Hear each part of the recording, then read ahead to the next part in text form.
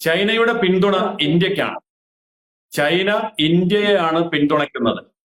അതിന് കൃത്യമായ സാഹചര്യങ്ങളുണ്ട്. അത് ഞാനൊന്ന് പെട്ടെന്ന് വിശദീകരിക്കാം. അതായത്